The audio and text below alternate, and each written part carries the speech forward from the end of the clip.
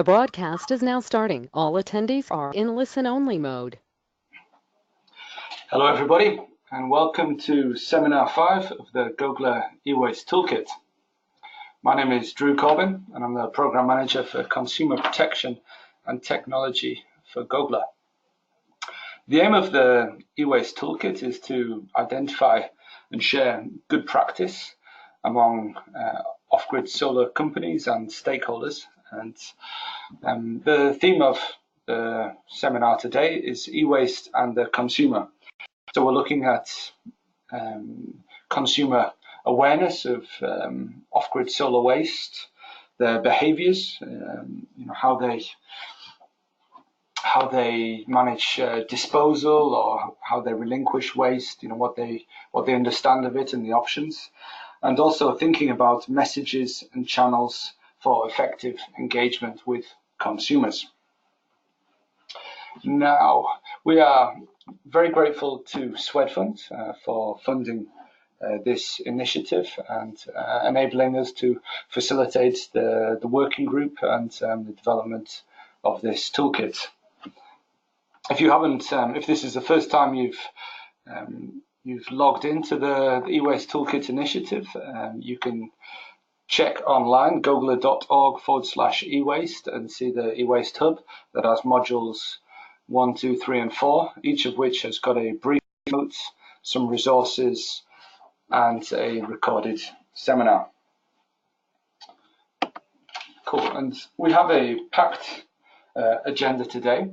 We're going to start with a presentation from Molly Doyle with some new research from household surveys looking at e-waste and battery technology management, and then we will have some opportunities for question and answers. And then we'll be having a panel discussion with Solibrium, Solar Now, and the We Centre, which is 3 organisations, all of which have rich insights and experience from engaging consumers.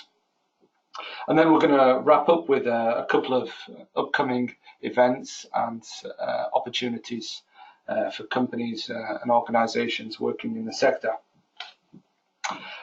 A quick note on housekeeping before we begin. So the deck will be shared over email shortly after the call ends, and it's also going to be available on the Gogler site later. This webinar is being recorded and will be uploaded to the hub.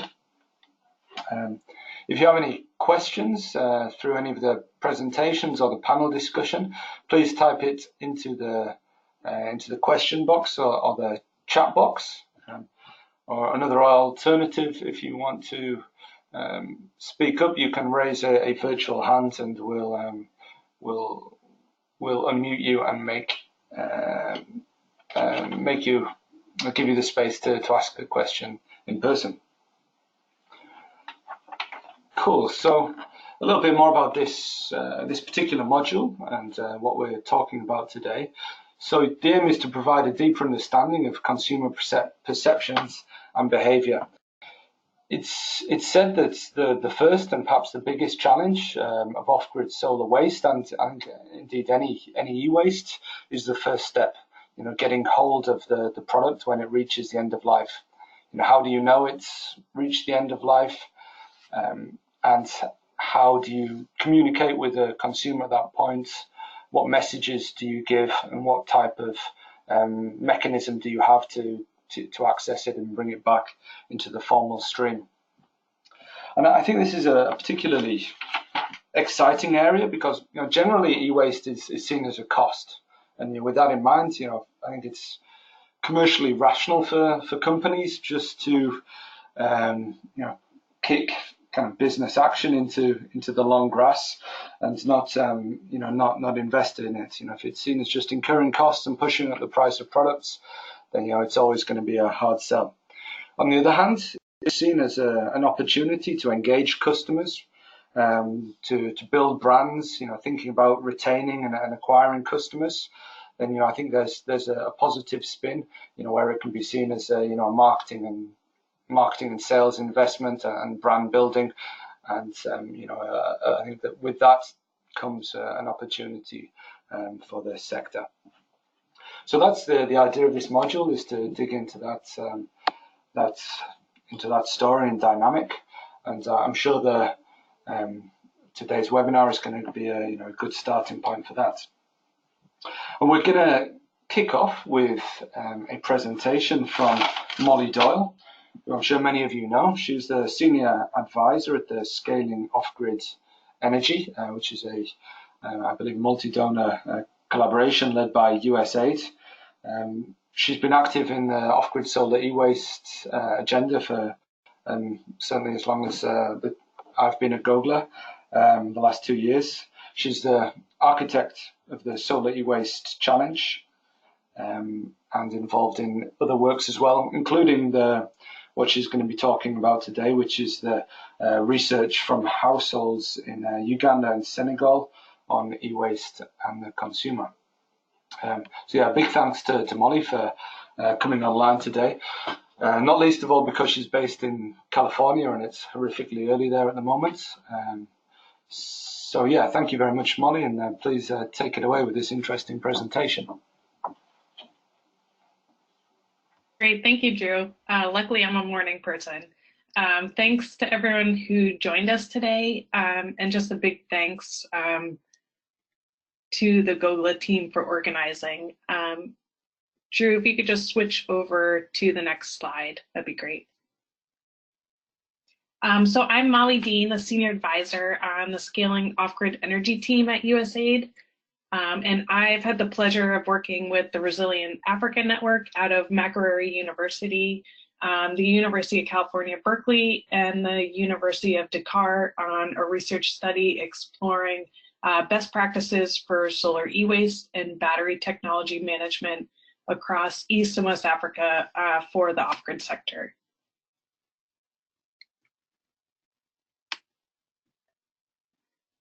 Just moving to the next slide.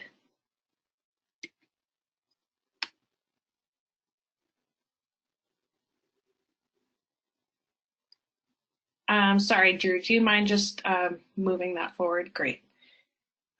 So one large challenge that companies face is just a lack of insight into what happens to their product after a point of sale.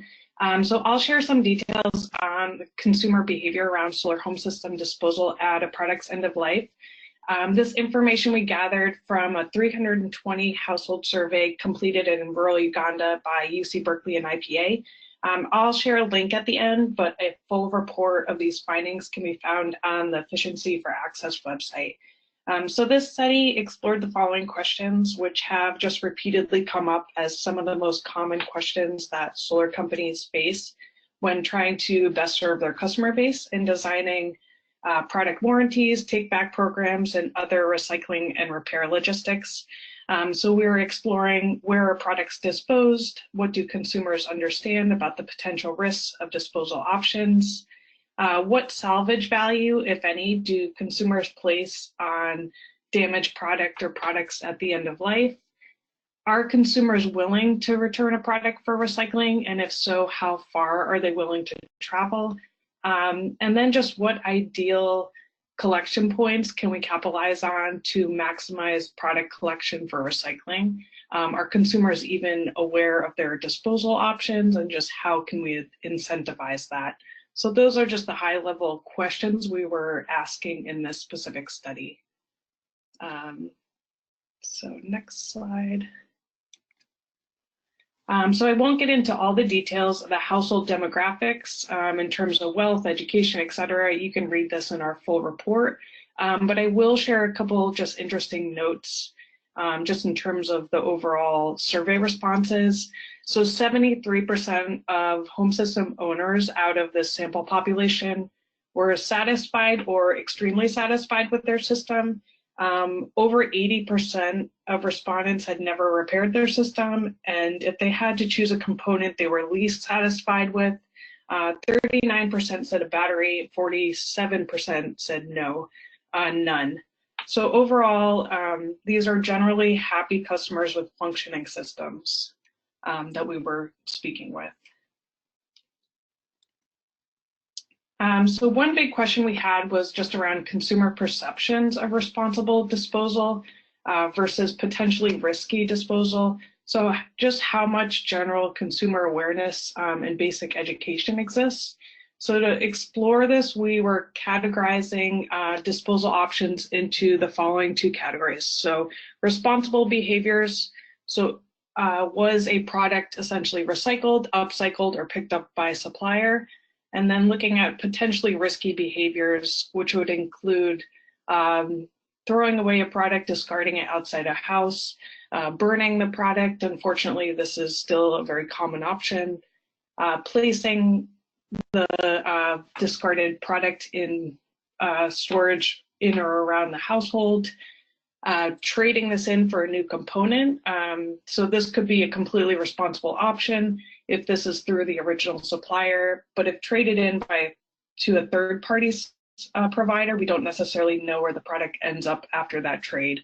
It could still end up in a landfill, burned, etc.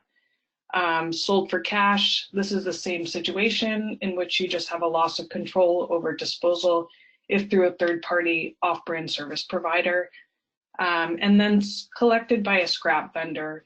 So again, this option has no guarantee of responsible disposal if it ends up with a formal or informal scrap vendor. So overall, we found that regardless of system brand or battery type, most respondents were not aware of any risks associated with various disposal options. Less than 40% of owners saw any potential risk in storing old devices within the household. And interestingly, owners of name brand systems were significantly more likely to dispose of products responsibly. And we also saw a strong correlation with the cost of system and responsible disposal. So the more consumer paid for a product, the more likely they are to responsibly dispose of this. So this slide just shows a couple various predictors of responsible behavior. So other than owning a name brand system, other household characteristics that indicated a consumer was more likely to responsibly dispose of a product also included level of education and the existence of other high value electronics in the household. Interestingly, wealth, business ownership, and land ownership didn't appear to have any direct correlation with responsible disposal, which we found was interesting. Next slide. So when asked if your slide broke down today, what would you do with it? About 40% generally would have the supplier pick it up, 16% would keep it in the house, and 15% would throw it away or discard it outside of the house. When looking at consumers' actual choices to date, most owners of name brand systems brought their product to their supplier for repair, while off-brand product owners typically went to a local repair shop. Next slide.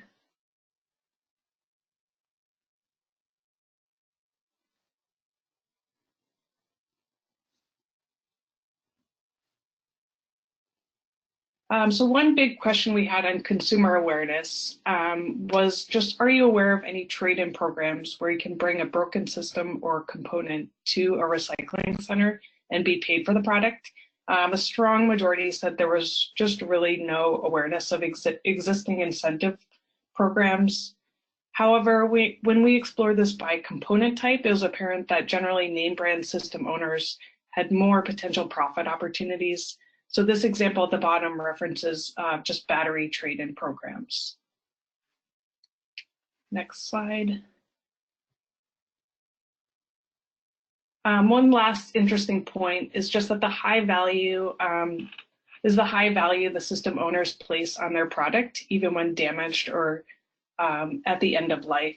So consumers generally valued their product at an average of $54 for name brand systems and $27 for off-brand. This is really interesting data when companies are exploring potential consumer incentives. So what next? Next slide. So basically, what can we learn from this to better serve our customer bases? So for most companies, the big question to look at next is really figuring out how to best incentivize their customer base to utilize warranty, take back, and collection programs that are currently being developed. So given the lack of existing waste management infrastructure in the country markets that most companies are operating in, and the cost of reverse logistics to collect from last mile customers, companies currently are really quite reliant on their customer base to transport product to a centralized collection point for recycling, if any program exists at all. So how can we incentivize this? What would it take to ensure a customer utilizes a centralized e-waste recycling center or collection point? So you can see here on this slide survey responses specifically regarding cash incentives, but companies right now are really exploring a variety of different business models around collection logistics, including discounts on future purchases, localized brand agnostic collection points, etc. So again, I'd refer back to our full report, and we really hope this data is useful just in designing new programs and testing out potential incentives down the road. So next slide. So given what we've learned here, there's really a lot of opportunity at the moment to better serve customers at the product end of life. We've seen consistently that name brand systems may have a higher price point to customers, but they also are valued higher and more likely to be disposed of responsibly. This perceived value is relatively underutilized by company take-back programs, if any program exists at all. Overall, consumers generally do care about responsible disposal, but a lack of awareness and education really has severely limited consumer behavior to date, regardless of demographics. So there's minimal awareness of existing programs, let alone any incentive programs at this point. So consumers are willing to use an e-waste recycling center, especially if travel reimbursements are potentially available, if this requires traveling a long distance. And then last slide. So as I mentioned, all these details are in our full report. I know these data points are just the beginning of the conversation, as Drew mentioned earlier, around incentivizing responsible consumer behavior, but we hope your teams can use this in designing new programs and just increasing general consumer awareness. So USAID partners with countries to address challenges such as the lack of existing waste management infrastructure in our efforts to enable self-reliance and build local capacity, but we're also here to help companies problem solve in the near term. So with programs such as the Global Leap Solar E-Waste Challenge that we will mention a bit later, we are working with partners such as CLASP and GOGLA to try and help companies address some of these issues in the near term. Thanks everyone for the time. I'm happy to answer any questions. Thank you very much, Molly. Some great insights in some of those data points there. Always really useful to have some tailor-made household survey questions to dig into some of these issues. I would encourage anybody that has any questions to please type them in the question box or raise your hand and we can turn to you. But maybe I can get the ball rolling, Molly. Was the research done with any companies in partnership with any specific companies, or was it like a representative sample of the brands which are on the market? Sure. So I skipped through the first initial slides really quickly, but just for a little more context, this specific survey that UC Berkeley and IPA conducted was a 320 household survey in Uganda. However, we also as part of the larger study, we interviewed companies across Uganda, Senegal, and then a few multi-country multi-country operations. So essentially, we tried to do company interviews as representative samples of East and West Africa, so Uganda and Senegal, just to explore some of the Anglophone, Francophone experiences for companies, just in terms of general e-waste management, logistics, etc. So you can find a lot more details of that in the report on the Efficiency for Access website. Okay, thanks. I was interested that owning a name brand system was a good predictor of kind of responsible disposal behavior. Were you able to dig into any of the reasons behind that, like anything that companies were doing to, raise awareness or educate their consumers about it? Yeah, I think really the biggest opportunity for companies in terms of consumer education is at point of sale. So generally, the more basic awareness and awareness a consumer had just on available warranty programs, potential discounts, trading in a product for an upgrade, etc. Generally, the more an agent could share that information at point of sale, the more likely a consumer would be to kind of follow up and utilize any existing programs. We didn't get into a lot because this was really just, this specific survey was exploring just consumer perception. We don't have all the details beyond why a consumer utilized or didn't utilize in terms of the general availability of programs. I would assume that more name brand systems, more name brand companies would have more available warranty programs, et cetera, accessible to the customer. But in general, we don't have every detail beyond why a consumer chose to utilize or not utilize any existing warranties. Okay, thank you. And another question we have, Hardley Maleba from Celebrium has raised his hand. So Hardley, will unmute you and please go ahead. Only thanks for the interesting workshop. For the interesting presentation. Just curious, in terms of the research, did you find out if the respondents could be interested in an extended warranty? We did not explore specifics around extended warranties. We basically wanted to understand what their general awareness was of any of various disposal options, and if they perceive those disposal options to be risky or not risky.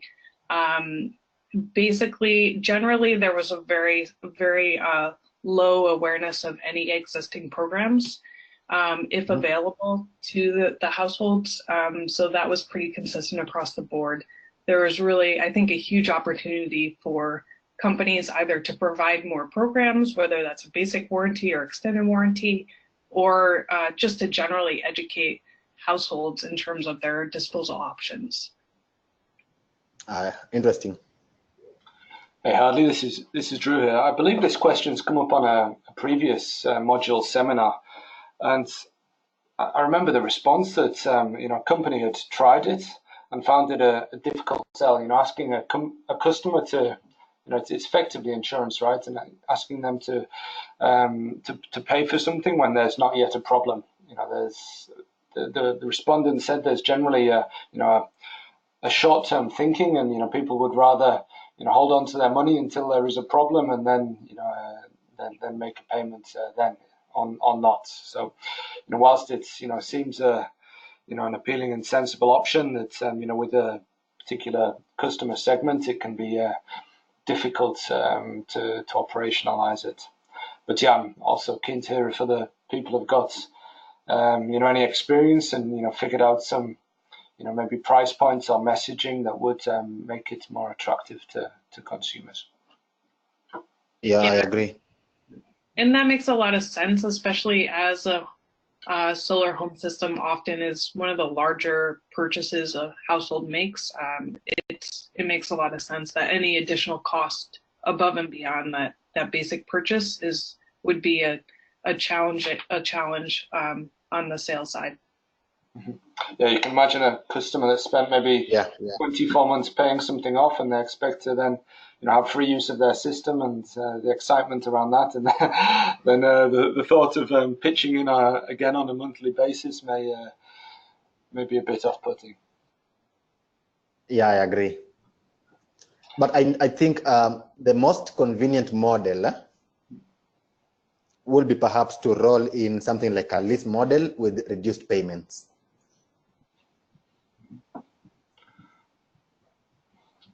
Yeah, another option.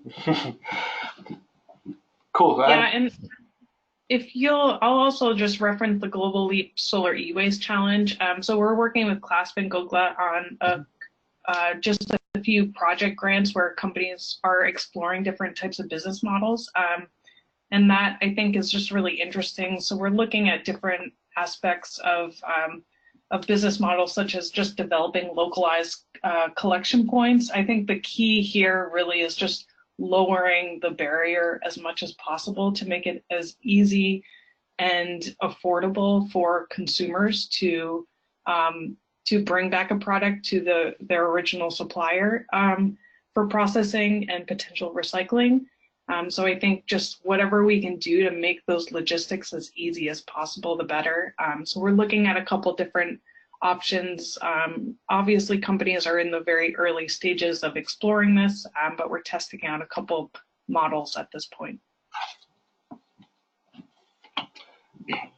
Cool, and we are GOGLA and CLASP are working with USAID and the award winners to develop a plan for learning and coordination around these projects, to try and extract some of the insights from these experiences that we can share with this working group and with the sector. So watch this space for that in 2020. Cool, but with no further ado, I guess it's time to say thank you very much to Molly for sharing the presentation, and I encourage anybody to download the report and go through it in detail for more interesting information. But thank you very much, Molly. And I'd now like to pass over to Juliana Martinez from GOGLA to introduce the panelists and facilitate the discussion. Juliana. Thanks, Drew. Hi, everyone. My name is Juliana. I also work within the Consumer Protection and Technology program at GOGLA. Most of you already know me or I've exchanged emails with you, and I'm gonna be introducing and facilitating the discussion that we're gonna have in a second. And we're gonna welcome two off-grid solar companies and an e-waste management company. So I'm gonna introduce them now, and they can say a few words by themselves as well. We have Hardley, who has already intervened right now, from Solibrium Solar. Hardley is a project manager, also working with e-waste management projects. And then we have Wouter Hendricks from Solar Now, the head of supply chain, and Joseph Oleg from the We Center, also the project manager there. And I'm gonna invite them in the order that they're in the screen, perhaps, to introduce themselves, what they do within their organizations, and how this relates to e-waste management. Hardly, I think we're gonna start with you. Okay, hi everyone. My name is Hadley Malema. I'm the project manager for a project called Resource Efficiency and Waste Management for Off-grid Solar Products. It's a project being implemented by Solibrium, whereby Solibrium is a solar home system retailer. We've been in operation for the last 3 years, and we are venturing into the end of life of the solar home systems. And we've made some interesting feedback, and as well as coming up with various ways of moving forward in terms of e-waste management. So whatever we are doing right now is to do awareness creation in terms of life extension and waste management for off-grid solar products. Yeah. Thank you, Hartley. Wouter, over to you, please. Thank you, Juliana, and thanks for the presentation earlier, Molly. So my name is Wouter. I'm the supply chain director of SolarNow. SolarNow is one of the larger providers of solar home systems in Uganda and Kenya, mainly in Uganda. We have our market share with more than 40 sales offices nationwide. We have about 15 branch offices in Western Kenya, totaling Uganda and Kenya about 600 staff now. So through self-owned branches, we sell solar home systems. So far in the past 8 years, we have sold to about 45,000 clients, which is mainly rural residential and micro enterprises. These are generally sold on a pay plan of 12 to 24 months. We are not a pay-as-you-go provider, but we offer the products on a pay plan. Primarily systems between 50 and 500 watt peak with appliances like TVs, fridges, hair clippers, radios. And aside from this, we also do larger corporate installations up to 10 kilowatts.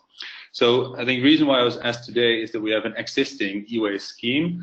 Very simply said, we offer clients $12.50 discount, which is 5 to 15% of the battery price to return their default batteries upon purchasing a new battery. We receive about 500 batteries a year through this, and it helps us a lot in maintaining our brand reputation, remaining with a healthy credit portfolio, and at the same time upsell a lot of products to these clients. So in this session, for me, I will try to explain how our battery scheme works and why I think it's very important to invest time and money on it, not only from an environmental point of view, but just as much so from a commercial point of view. More detail on that during the questions. Thanks, Wouter. And now we're going to head to Joseph. If you can please introduce yourself.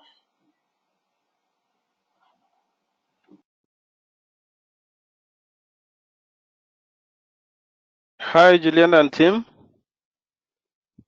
As has been mentioned, my name is Joseph Oliech, the project manager at WeCenter. WeCenter is an organization that focuses on electronic waste management. And we are in the global LEAP, the LEAP program to do e-waste management for solar-related products. There are solutions and programs that we're going to try. We are going to explore the options and see how best solar e-waste can be managed. In our program as an organization, we always focus on public awareness creation. We are involved in refurbishment, of course, to reduce the amount of e-waste that will be getting to the environment. And we have a recycling facility planned that not only absorbs the e-waste from solar products, but now the general e-waste that comes from the communities. The e-waste program that we run is operated as a social enterprise. That is, we do not just focus on doing e-waste management as a business, but we do e-waste management as a sustainable environmental program that can help communities and also stakeholders involved to run an initiative and a program that is sustainable. In the LEAP award that or the LEAP program that we are implementing, we are specifically going to focus on public awareness and training stakeholders to understand the essence of disposing e-waste and how best this e-waste can be recycled.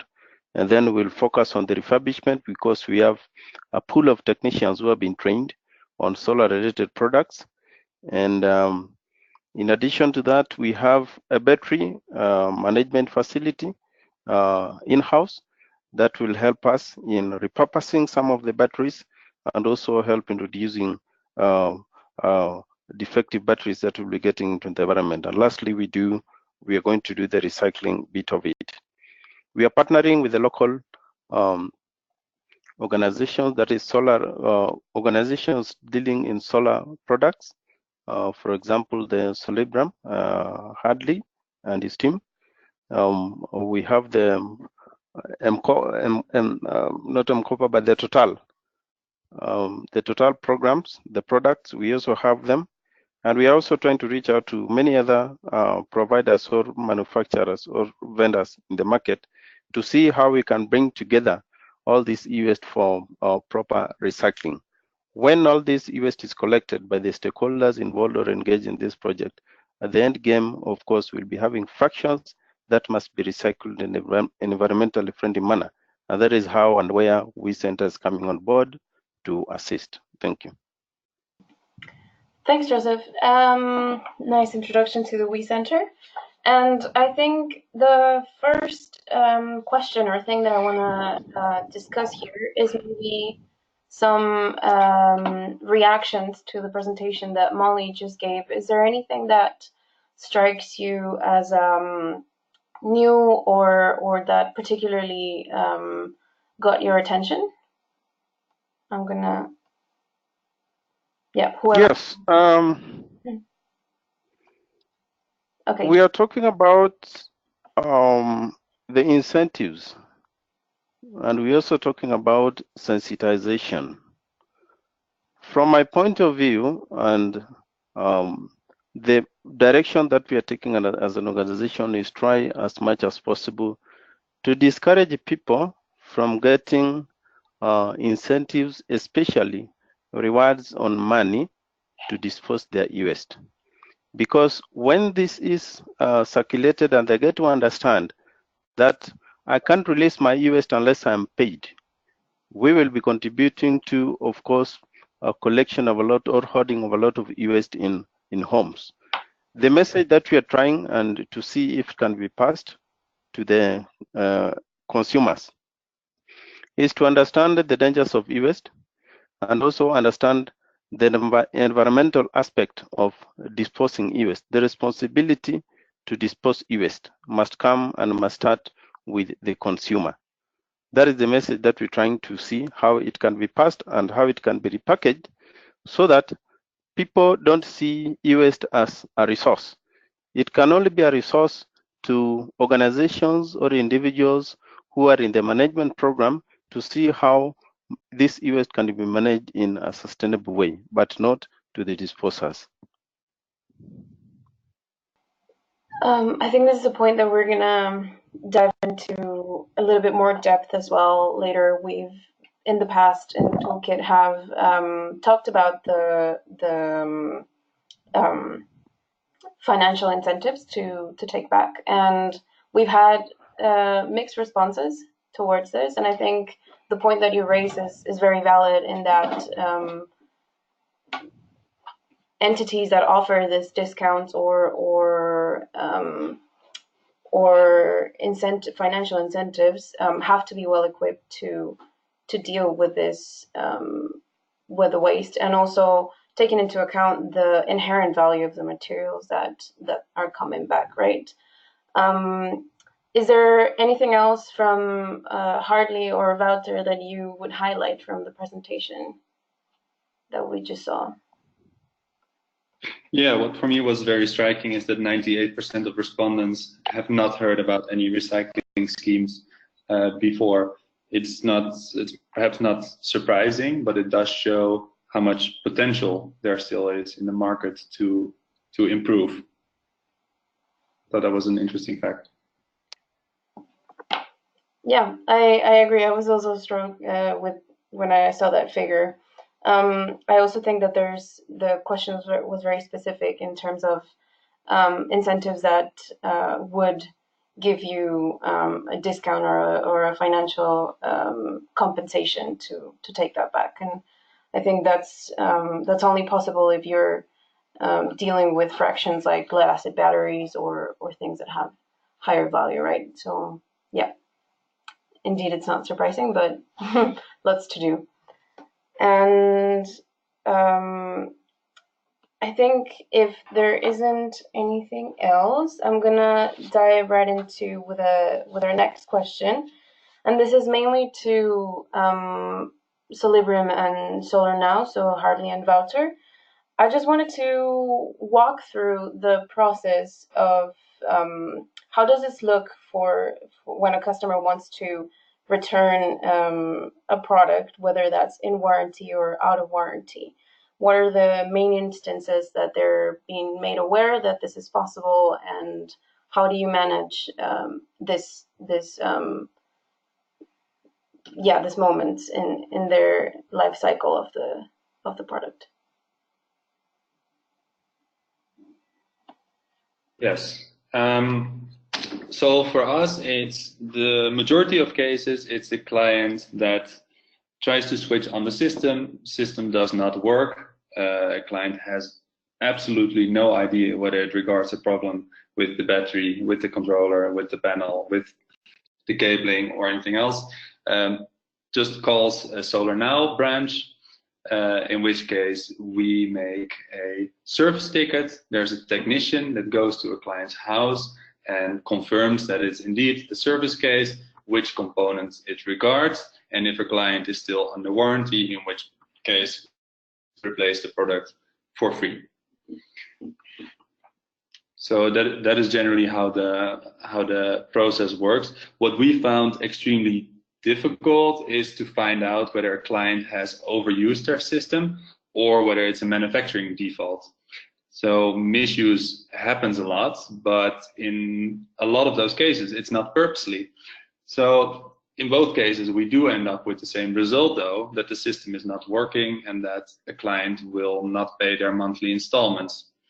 So, so we have developed a remote monitoring tool in the past year, which is now active for the past 3 months, which is software that allows us to see user behavior so that we can proactively notify clients of overusage rather than waiting to the point where a battery is already default. Because in most cases, whichever part of the system you overuse, it's the battery that's going to default. So results of this so far have been great. We see that a large percentage of clients will actually change their behavior and stop overusing the system. So the emphasis there for us is on notifying the client and changing their behavior. Thank you. That's really good to hear. It's there's all these instances where you have to find the right medium and time to communicate with customers. So it's really nice to hear that you've managed to do it successfully for the battery maintenance and usage. And I'm gonna segue into as well, because we talked before about the point of sales and what the companies tell to customers at that instance. Is there any instructions on how to not just take care of the battery, but a mention of what they can do if the battery breaks or it stops working? So whether that's bringing them to you, call a service center, or the sorts. Yeah, absolutely. So we do discuss this with clients upfront when we do the installation. As was mentioned before, the problem with discussing off-warranty cases is that it's quite far away, because you're talking about a situation 2 years, maybe 2.5, 3 years after the installation. But if a client is off warranty, so we offer to basically swap the batteries, to take back the default battery, for which we give a client a discount of 50,000 Uganda shillings, which is about $12. This allows clients to either remain with the system they already had, get new batteries for which they pay, or upgrade to a larger system, which is what we see in 50% of the cases. So for us, it's a big revenue stream to see that clients will purchase additional appliances or even move to a larger system just by offering the possibility to stay with us against the discount. About the collection points, because we have technicians actually visiting the client, the technician will bring new batteries and will take back the old batteries. So we don't request clients to actually come to a SolarNow premise to bring the batteries to us or any other developed product. We go to a client to pick it up because we see that the value we get back from that is worth the spending on transportation. Interesting. Thank you for elaborating on that point. I'm gonna turn to Hartley with the same question. Hartley, at the moment, how does Solibrium manage the returning point of products that have reached end of life, and how does that look like when a customer realizes that they can't use their product anymore, whether that's because it's broken and it needs to be repaired or because it really has reached end of life? Okay. All right. So first, what we are doing is that we are doing sensitization on awareness creation in terms of, end of life solar home systems. We are doing this through barazas, that is going to the villages and speaking to the people. We are also doing this through the media. We are doing this through workshops, and we are also doing this through focused groups. So in our scenario is that our solar agents also act as our our collection points, whereby if any solar user has a faulty component that is out of warranty, then he or she contacts the nearest solar agent who will collect the product, and we will send out our team to go and pick the product to the solar agent. So besides that, we encourage customers to bring the solar faulty components directly to the office, and we offer them, a little compensation for that. It could be transport. Yeah. Perfect. Thank you. And I'm wondering, at the point of sales as well, do you speak to customers about this? Because I know that the Romos project has a couple of best practices that you've outlined in terms of what should you include when you sell a product, whether that's something that the sales agent shares or it's in the product packaging or the warranty text, or can you walk us through that shortly? Yes. So upon purchase of solar home systems, a prospect or a solar client is guided on the best practices on how to on the best practices of life extension, and we also have cartoon-like brochures that that explain on how to on how to maintain the components. Also, we have translated the brochures to Kiswahili and also the local dialect, whereby a solar user can easily understand on how to use and where to take back whenever it becomes obsolete.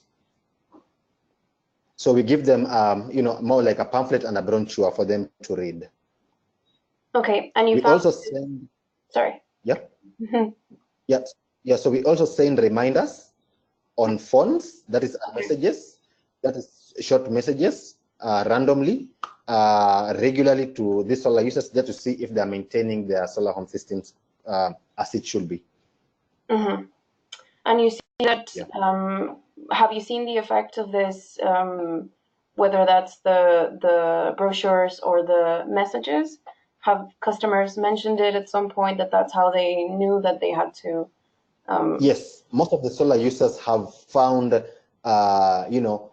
the brochures and the materials that are given upon purchase very helpful. And what about the messages? What about the messages? Yeah, also the messages whereby, according to our statistics in the office, we can say that we have had reduced number of phone calls, to the client support. Mm-hmm. Just to ask, that need clarification or to do with the solar home systems. Mm-hmm. So we think, it's working. Perfect. Yeah. Yeah, thank you for that. And I wanna move into a different topic now, and I think for us it's pretty normal to be talking about end of life and take back and collection and all this terms that might seem not so accessible to customers.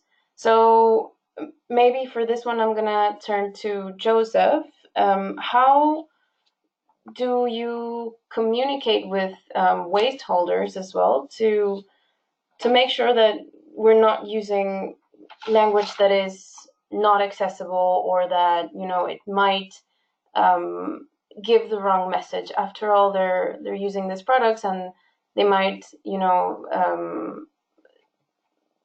there is a potential hazard, but yeah, I also cautious with saying that they can be extremely dangerous or things like that. How do you find the right balance on talking about this?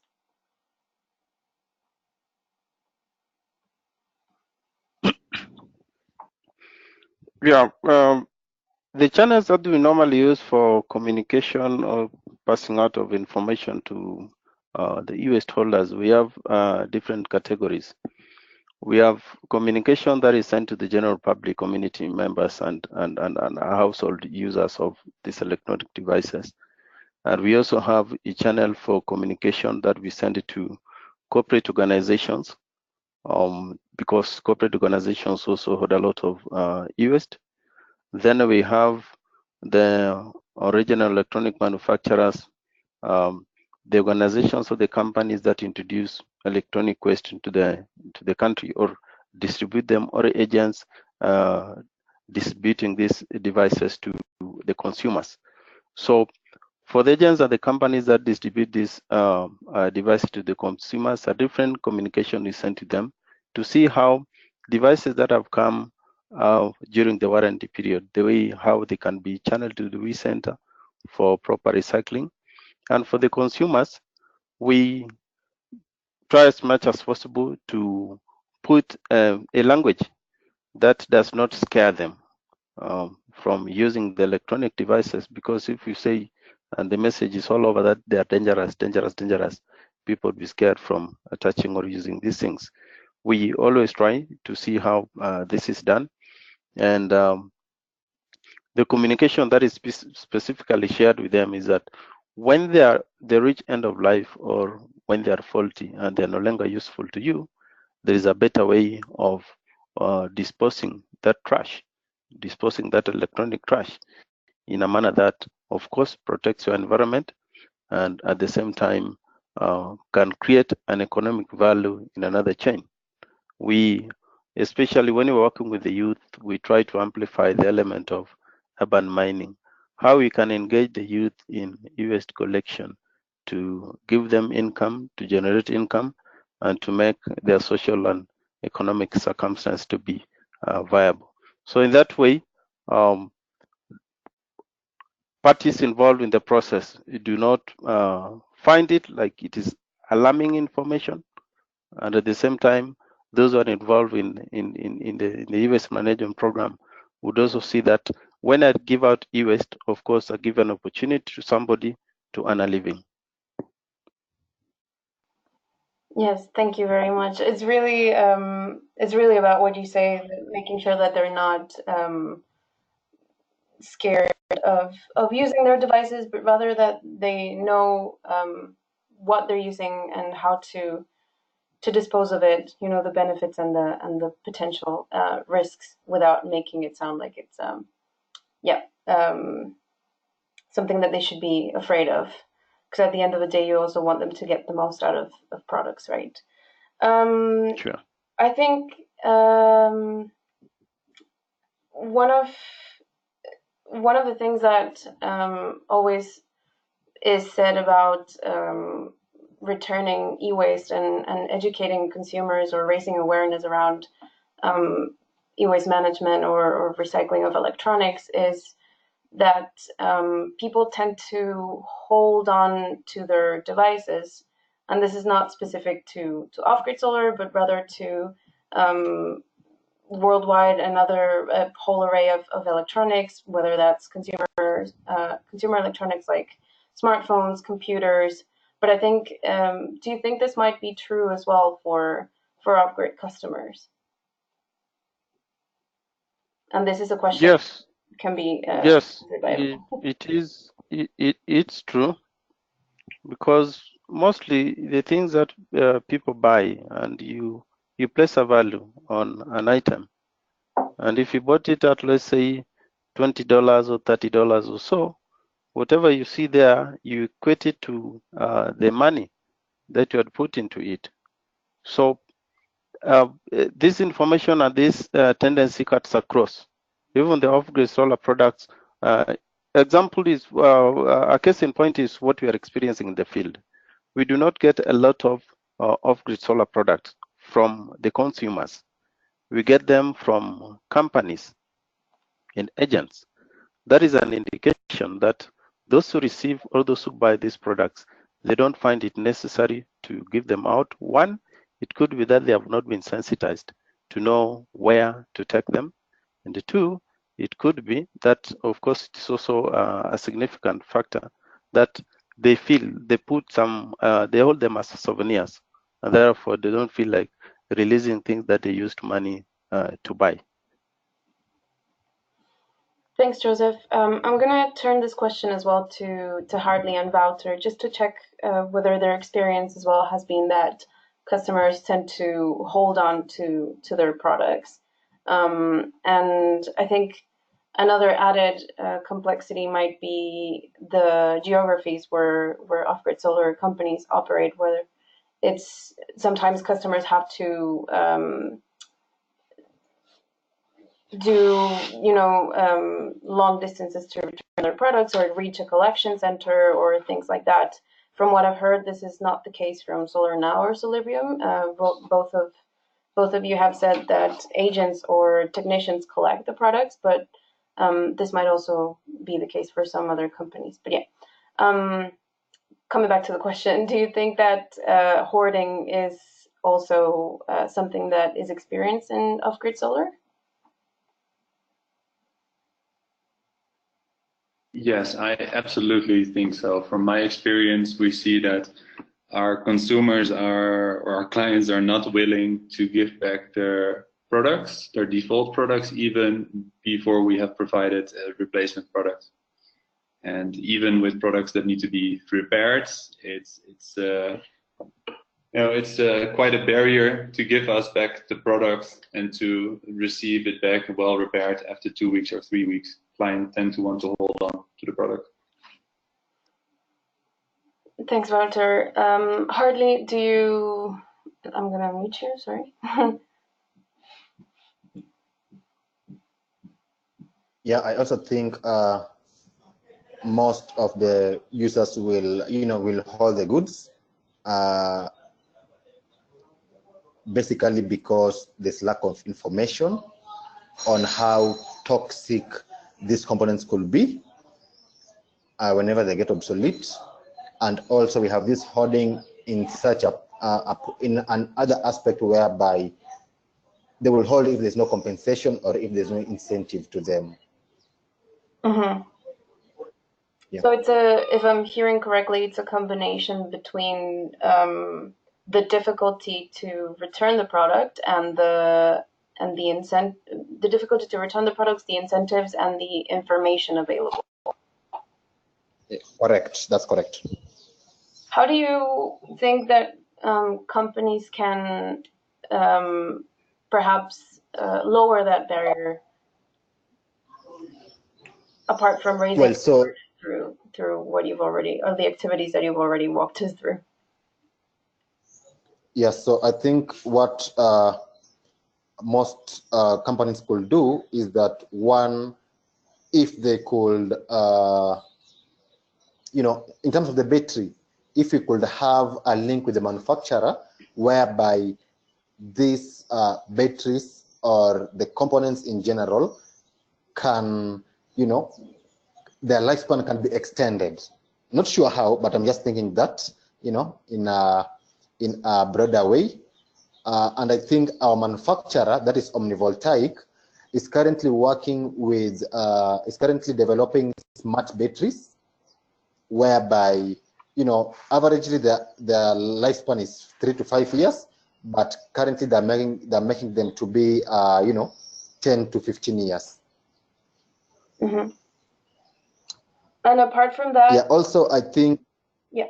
Apart from that, I think as much as it's not viable, it will be nice if, you know, if solar companies in general could provide an incentive, you know, not necessarily in terms of monetary wise, but probably in terms of discounts for a new kit, you know, discounts for a new kit, and also we can say, you know, getting them some transport back to where they come from, because some of them come deep in the villages.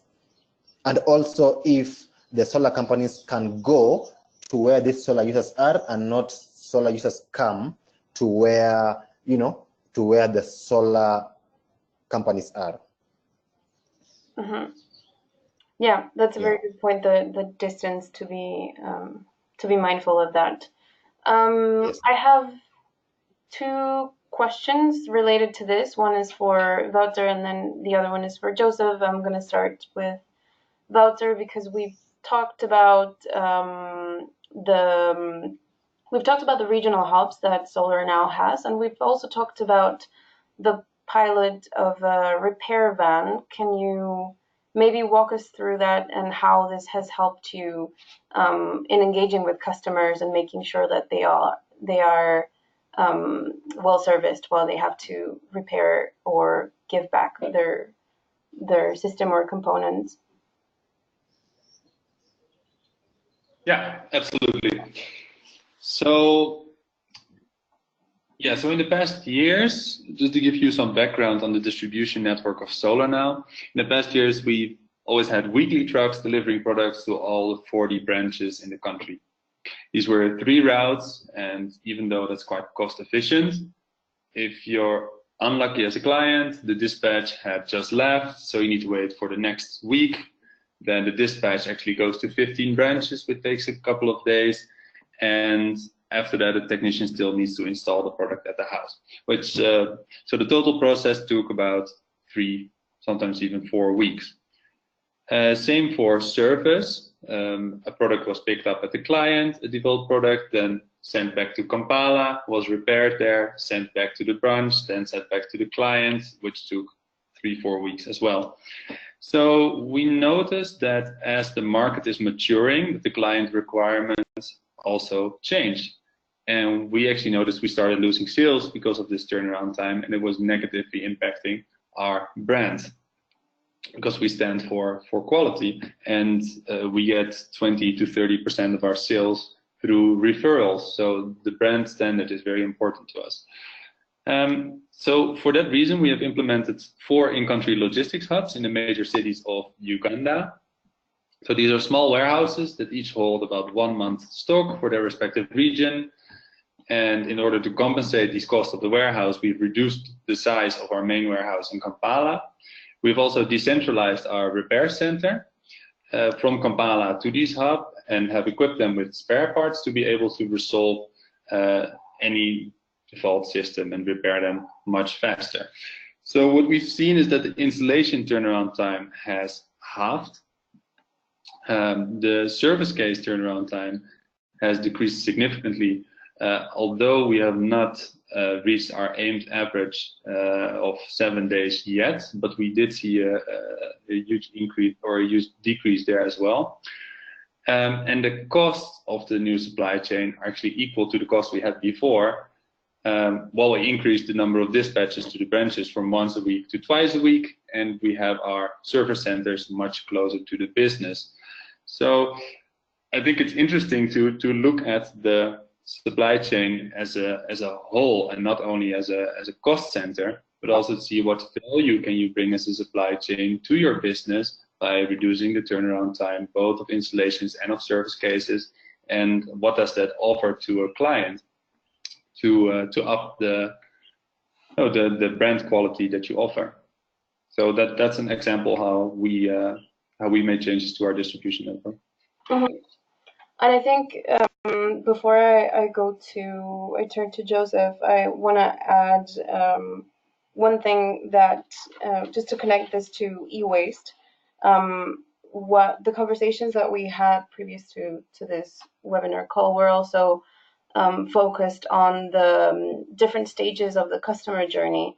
And when looking at the entire journey from the point of sales to the experience with the product and services to the end of life, I think what you've just mentioned now, Wouter, is super important to make sure that this experience while using the product is good, so that you can then engage customers at the end of life point, retain the value of the recovered components, and then make sure that they stay within the company, so ensure loyalty. But absolutely. Beyond the business case, I also wanted to talk to Joseph about the importance of having close by or a good collection network. So whether this is using or leveraging the distribution network as also spots for collection, but I know the WeCenter has has tried several initiatives, and I just wanted to get your take on setting up different collection points, how this is affect or not the behavior of consumers to bring their products, whether getting the collection points closer lowers this barrier to access waste.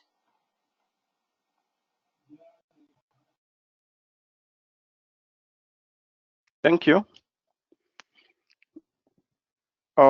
At the moment, we have close to 50 collection points across the country.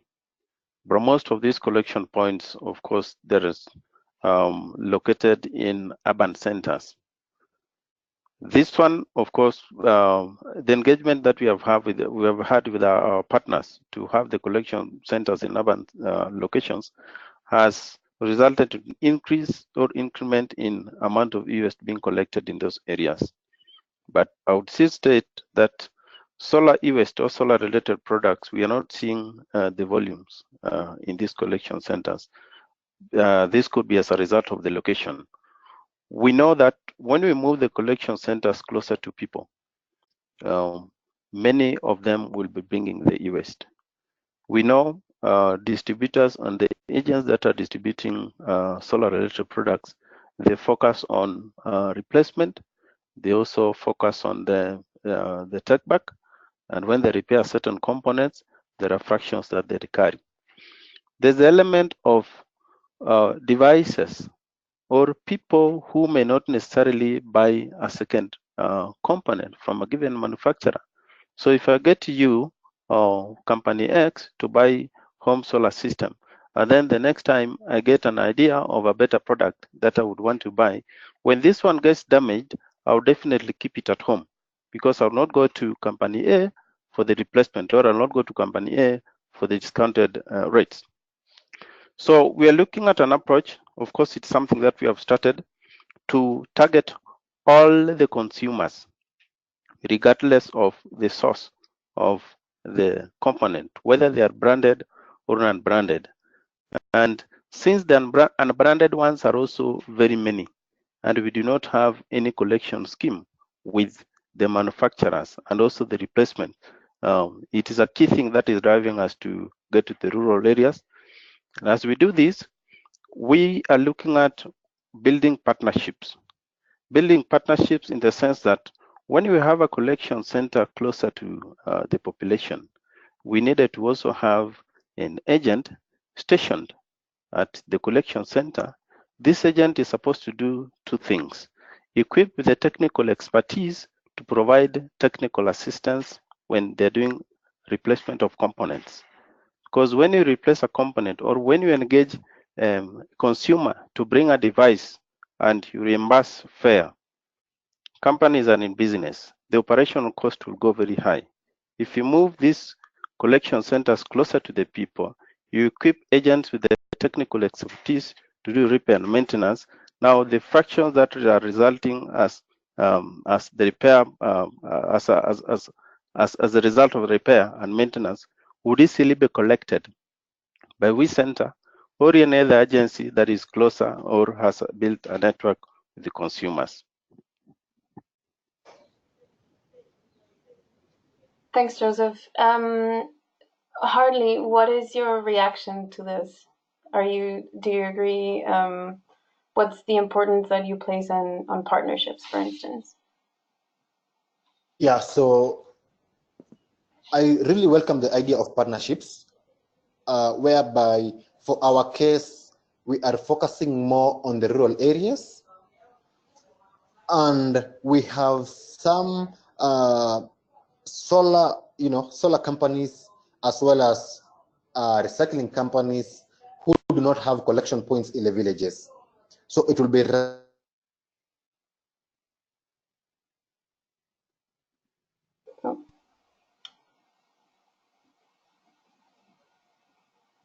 right if we could work as partners, whereby we have some solar users who have multiple components.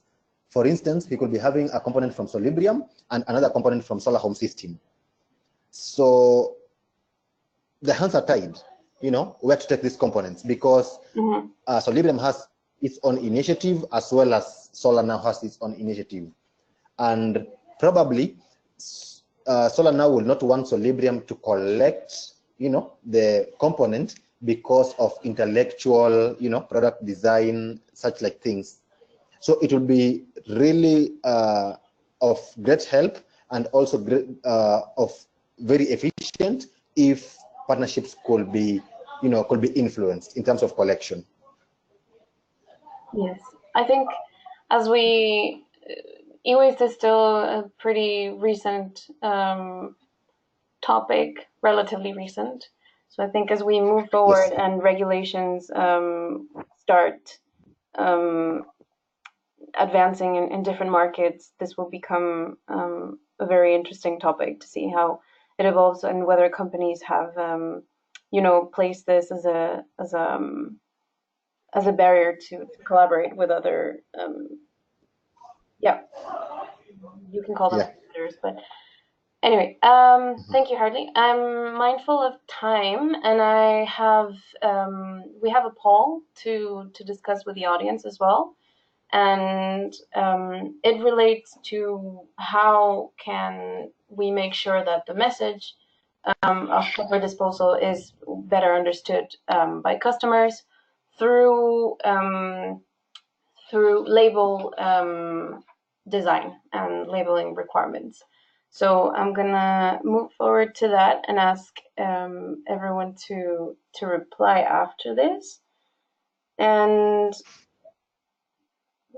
so the few regulations in OGS markets that have been studied or that we have looked at do not include necessarily packaging label requirements, and this is common in other examples. And you can see in the screen here the example of the packaging requirements for the two European directives. One is the WEEE directive, and the other one is the hazardous waste directive. The CE marking is the hazardous waste one, and the bin with a cross is the WEEE directive. And this is mandatory for products that either contain potentially hazardous substances or should be disposed of as specific fractions.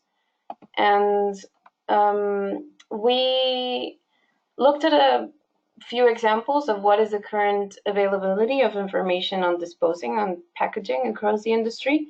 These are a few of the things that we found. We've taken out the any sort of elements that can identify any company in particular, but you can see that it varies a lot, and the message from one product to the other one or one brand to the next can be very, very different.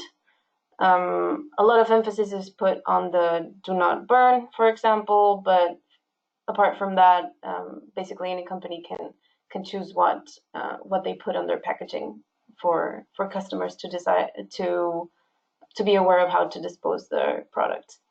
So our question, or our what we would like to discuss here, is whether a voluntary standard or guideline for consumers that gives them information on the end-of-life requirements, whether this would add value.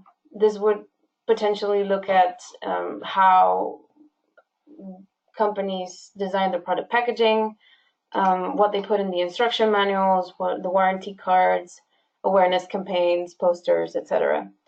And I'm going to launch the poll here, and you can vote via your device.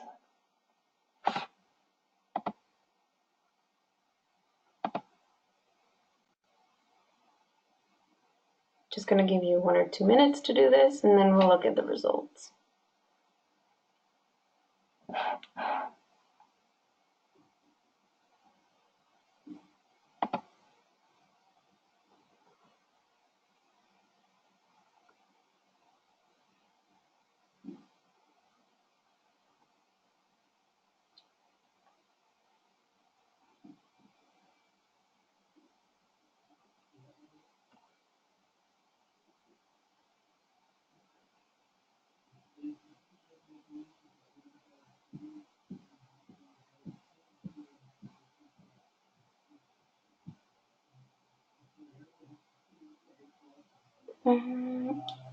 Okay, this is looking more towards the positive side. We have over half of the people that have voted saying yes, but it has to be tweaked so that it reflects local and regional needs. We have, after that, yes, harmonization would clarify and reinforce the message for consumers. Or, and after that, no, there is already too much variation between product waste types and country. I think I will close the poll now, but if anyone has any outstanding comments around this, you're welcome to put it on the question box, and we can go to that in a second. I'm just going to ask our panelists for their opinion, if that's okay. Sorry for putting you on the spot for a second. But if you want to share your thoughts around this question, they're most welcome.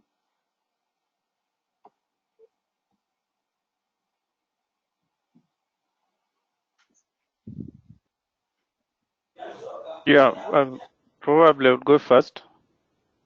Yeah, please, Joseph. Yeah, harmonizing the standards would be, all the information that goes out would be important, because it will give consumers standard procedure or standard information or guidelines on the approach to follow when doing the disposal or segregating these devices for disposal. Mm-hmm. Perfect. Thank you, Joseph. Hartley? Yeah, I also think, harmonizing, the message will bring more consumers together, and the message will, it will trickle down from the retailers to the consumers. Thanks, Hartley. I don't know, Molly, Wouter, any of you want to? Yeah. Go ahead, Molly. Sorry, Walter. Just a quick note, just given the incredibly limited awareness we saw on our side, I think it would be incredibly helpful, at least on the consumer side, to have, even if it's just a voluntary set of guidelines. I know there's a lot of regional variation, but just some basics for consistency would be incredibly helpful, just in terms of basic consumer education. Yeah, and again, this is not a very extensive or ambitious proposition that we are referring to, where it's mostly a very visual and clear addition to whether that's the product itself or So yeah, indeed, very, very simple, but we're wondering how much impact this could potentially have. Wouter, I think the last one is for you. Yes, thanks. I would have picked B as well, yes, but with tweaks that reflect local and regional needs, even if it's just for the language side. In Uganda, we work with English, with Luganda, and some 40 odd different languages, so I think those regional changes are important, and I would like to emphasize that, but that's my personal opinion, that I think the impact is much more in showing people what the value is of the default products for getting that back, rather than pointing at the hazards. I think there's more impact in showing value. Great, thank you. I love that we have different opinions in the discussion. I think I'm mindful of the time that we have left. We have time for a few questions. Is there anybody that has any pressing questions? I see a couple of them have already made the way to the question box. But yeah, if you do have more, please submit them. We have a question around, a lot of customers do not know how to read, and what are the recommendations in terms of non-written communication? I'm wondering if any of our panelists have experience with this. Does anybody want to take the question? Otherwise, I'm happy to improvise.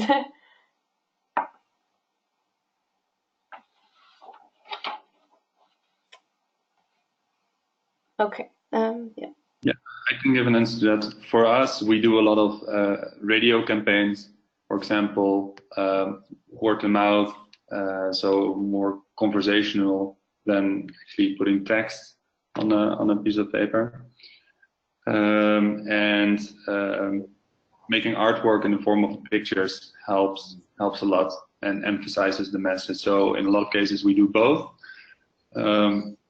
Both through pictures and text. So it's a combination of both. Mm-hmm. I've also seen the brochures that Harley referred to earlier in the conversation. They are very visual oriented. Yeah. So perhaps, yeah. Harley, would you add anything else to this, or? No, I think I'm good. Okay. Thanks. I don't see anybody else with, let me see if there are raised hands. No. I don't think we have any raised hands. But I would like to then encourage you to send any outstanding questions that you have via email, if you can't think of any right now. And I'd like to thank our three panelists for sharing your insights and thoughts with us today. I will now pass again back to Drew for the closing of this call. Yeah, Drew, over to you. Yeah, thank you very much, Juliana, and thank you very much to Harley, Wouter, and Joseph. That's a really interesting discussion.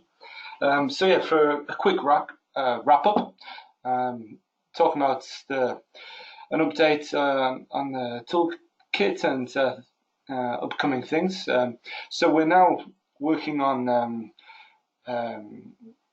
briefing note 5 and 6, and as always, we're looking for any materials, resources, or insights that companies have and would like to showcase in these on these themes. Please share. We'd love to include it. Also, save the date for the next seminar, which is December the 3rd at the same time as the one today. There's also a webinar being led by ACE, the Africa Clean Energy Initiative, on solar e-waste policy, and they've developed a handbook for policymakers around e-waste, and that's tomorrow. You can, if you need any more information, you can probably Google it, or if not, yeah, send us an email and we can send you a link. We're also, as we're kind of wrapping up this phase of the e-waste toolkit, and module 5 and 6 the last, we're looking at what's next, and how we can be working together as a group to to share more information and to collaborate to help us all along on this journey.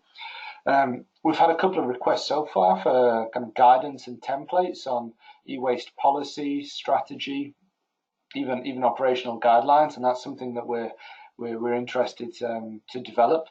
But yeah, we're very keen to hear from members of the working group, from Gogla members, whether this is a good idea and whether that would add value and any kind of emphasis that they would like to see there. So please get in touch if you want to be involved in that discussion. Next week in Nairobi, there is a workshop on e-waste that's been led by CDC and Sophie's. The aim is to present results of more primary research they've done with consumers about e-waste, as well as give an update about a project that they're working on and seeking kind of more partnerships in the sector. It's going to be opened by the Principal Secretary for the Ministry of Environment and Forestry. And I believe there's a small number of spaces available, so if you're interested to attend, please reach out to Joe Siegel on that email there.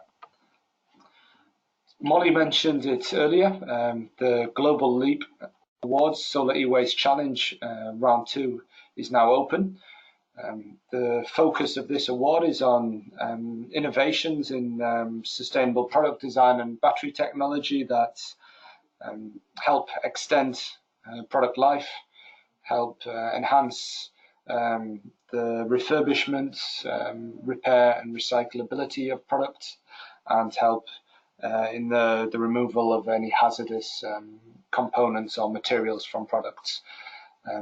It's another very nice chunk of money for companies and other organizations, perhaps technology service providers, to innovate.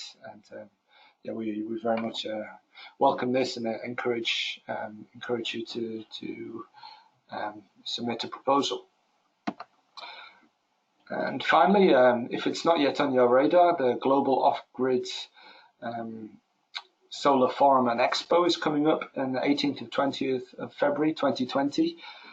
There's still a few spaces available if you're interested to exhibit, and I believe the early bird tickets are now on sale. So yeah, it'd be nice to see you there. There will be one or two sessions and side sessions on e-waste, as well as any other topics affecting the off-grid solar market. And finally, I'd like to say thank you very much to our panelists and to Juliana for facilitating the discussion, and to Molly Dean for their excellent presentation earlier. Yeah, with no further ado, I'd like to say thanks very much to the participants and your attention and sharing your thoughts.